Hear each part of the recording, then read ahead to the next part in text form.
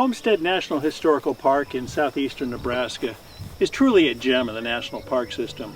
It's set on 160 acres or so of rolling farmland, or what used to be farmland, but which the National Park Service has restored into tall grass prairie. Prairie grasses that can grow 5 or 6 feet tall. Now, what makes this setting unique is it is set on what is believed to be the very first homestead given under the Homestead Act of 1862.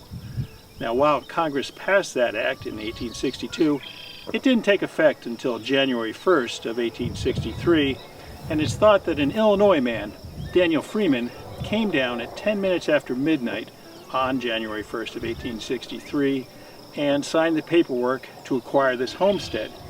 All he had to do was to maintain it for 5 years and improve it, and he would gain it free and clear. And that's exactly what Daniel Freeman did. He raised crops on this landscape, corn, wheat, and whatnot, and made a living out of it, and made a good living out of it. Now, this isn't his home, although it's one of a homesteader's homes that was moved to the National Monument by the National Park Service. But Homestead National Historical Park has more stories than one of success in homesteading land and coming into free and clear title of land. There's stories of hardship, stories of deprivation, stories of how freed slaves came into owning their own piece of America, and stories of how Native Americans were deprived of their lands that had been held by Native Americans for millennia. We're going to take a quick look at Homestead National Historical Park, and just as an appetizer to try and convince you that it's definitely worth a stop the next time you find yourself in the Midwest.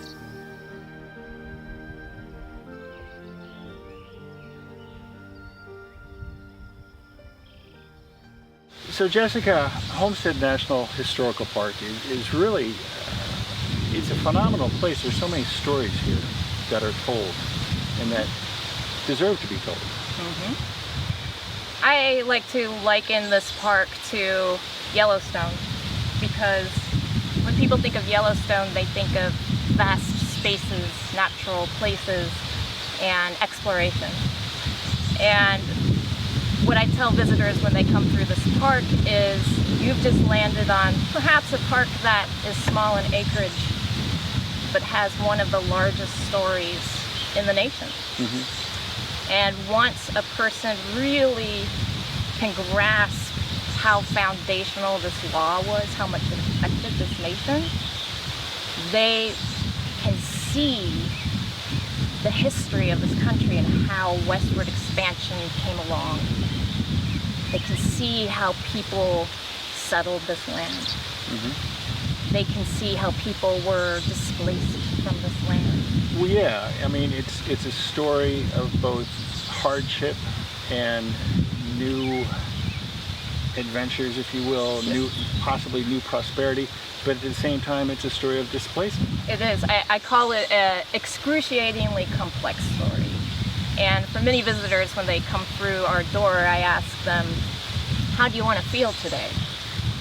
And we'll go down that rabbit hole. Which one do you want to focus on? Is there a particular story that interests you? Or perhaps they don't have any idea what threads to pull. Hopefully by the end of their visit, they've got many they want to. Well, I'm curious, what do people come looking for when they come to Homestead? I mean, I was just at Scotts Bluff National Monument, and there are some interesting stories there, but it seemed like most people want to come and do a quick walk through the visitor center, posed by the wagons, the covered wagons, the Conestoga wagon, and head on down the road. About the same here. Really? In fact, I think a lot of people see it on a map, and before the name change, I think a lot of folks maybe thought we were a rock along the side of the road. Well, I mean, there are so many stories here, and I'm curious.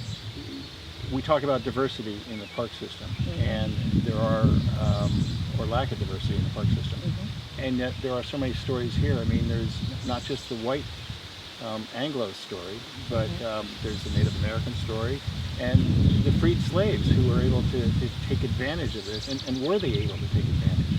Absolutely. I like to tell people that if you've got foot on the soil in this nation, you're connected to the Homestead Act, whether you know it or not. You said you're from Jersey, right? Have you found your connection? No, because my forefathers came from Europe. You know what? You like popcorn? Yeah, sometimes. You buy some veggies in the store. Yeah. Chances are some of those have been grown by descendants of homesteaders. The connections are there. Have you flown over and seen the squares cut out across the nation? Yeah. You're connected to homesteading.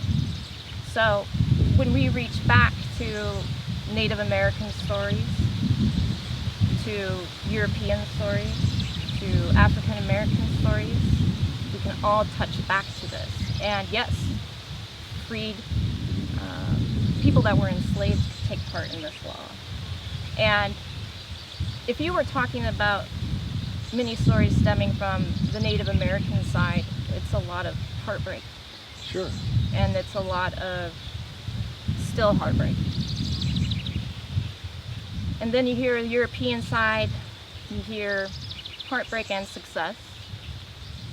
But then there's the side of people that were freed from enslavement. And the work through the Black Homesteaders Project,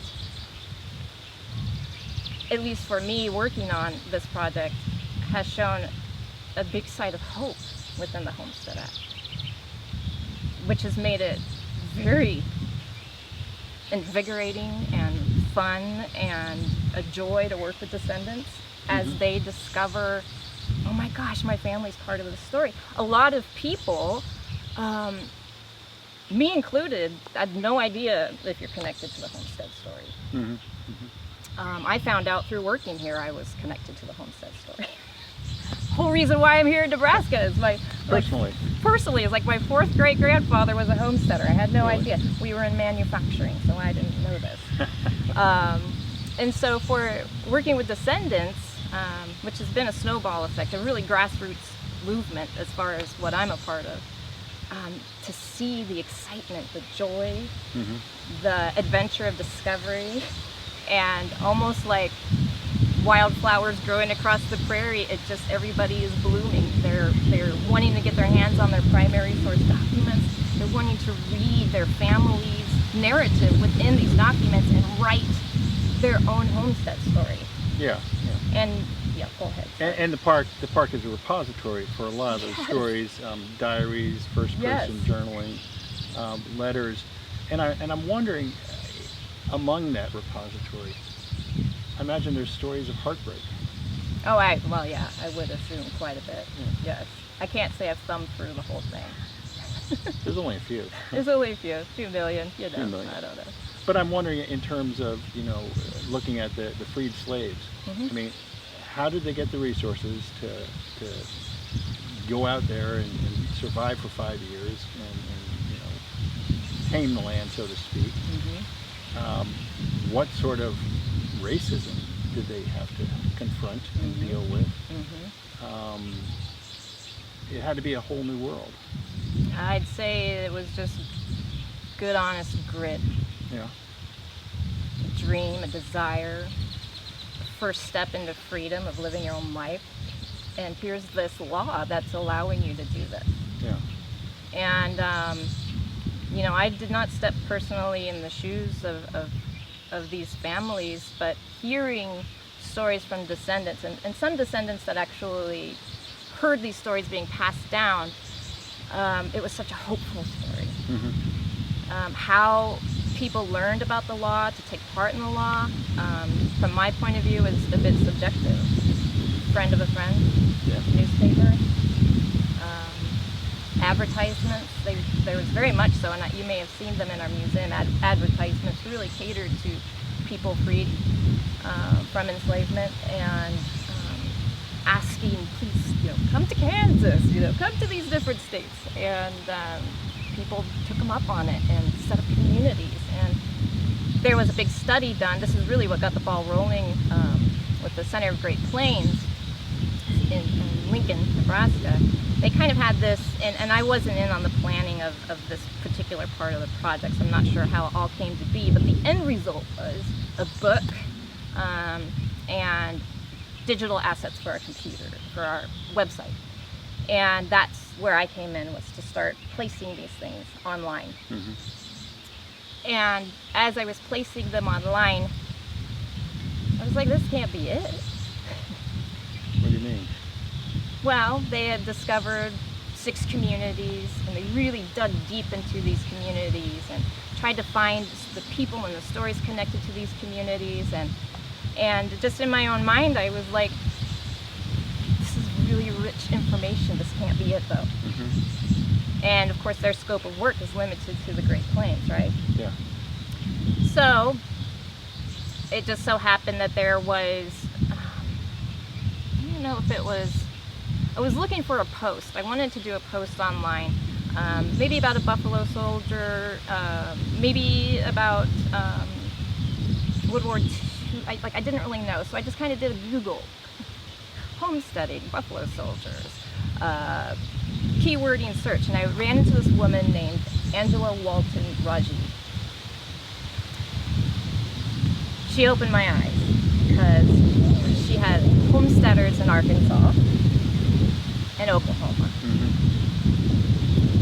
And I thought, well, isn't that interesting? Well, yeah, because I think people think of the Homestead Act and they think Kansas and points west. Yeah, exodusters. There's a lot of stories that just kind of keep repeating themselves. You've heard about a lot of these families over and over and over again because they're the families we know about, right?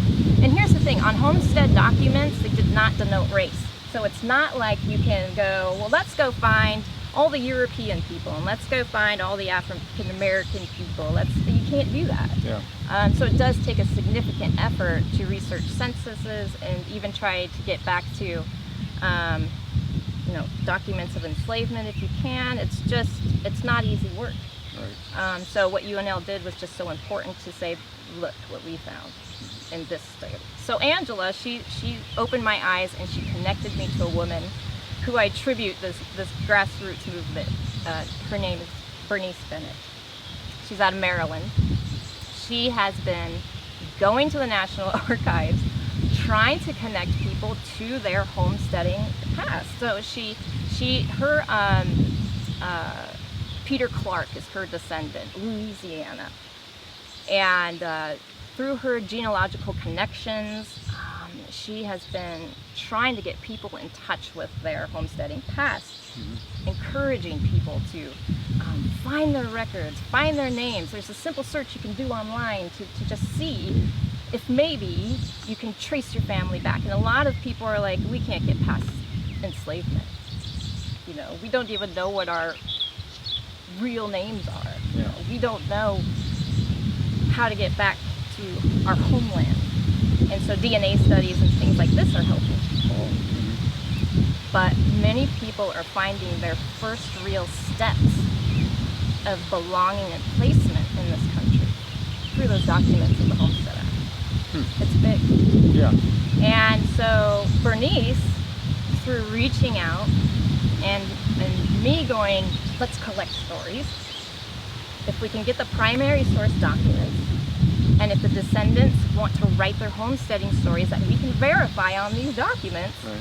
and if they have any nuance of family story that's been passed down, let's get it online. What about Native Americans? I mean, they were displaced from this land, and it seems ironic that they would have to buy their land back, so to speak. Yeah, and I can say, to a lot of degree, I am, again, not a historian. I'm a storyteller and collector. But with many families that were removed from their homelands, I mean, removal for families began before the Homestead Act was signed. But when the Homestead Act was signed, that certainly did not help. Yeah. And so the view of the law from this section of people and descendants is tumultuous. How can you reconcile with that? The Homestead National Historical Park at Beatrice, Nebraska gives us a place to connect with the history of our nation. The monument commemorates the heartbreaks and successes of the many lives affected by the Homestead Act.